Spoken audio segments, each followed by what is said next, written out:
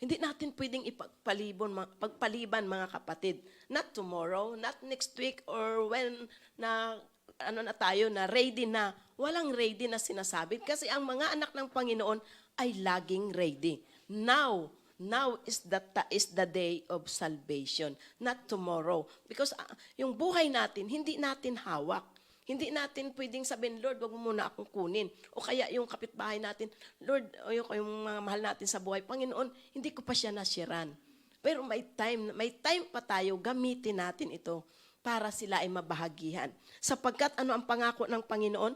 Believe in the Lord Jesus and you will be saved, you in your household. At pag na-save na tayo, pero hindi naman natin shinare, walang household na masisave. Diba?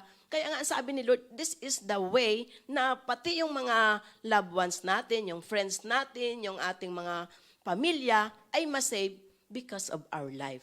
So pag nakakilala tayo na yung channel of salvation na blessing ni Lord sa buhay natin. Kailangan din nating i-share sapagkat ang sabi dito, kung tayo ay magtitiwala sa Panginoon, maliligtas tayo kasama ng ating sambayan. Ibig sabihin, tayo ang instrumento. Hindi naman pwede na save tayo, sila hindi. Ang unang ministry natin mga kapatid ay ang ating pamilya.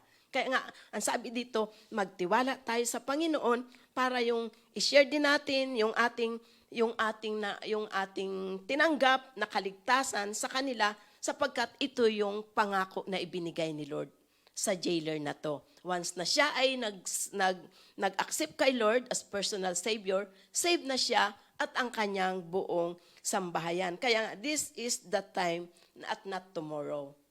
Sa buhay natin, hindi natin kailangang ipagpaliban. Ang lahat ng oras ay mahalaga.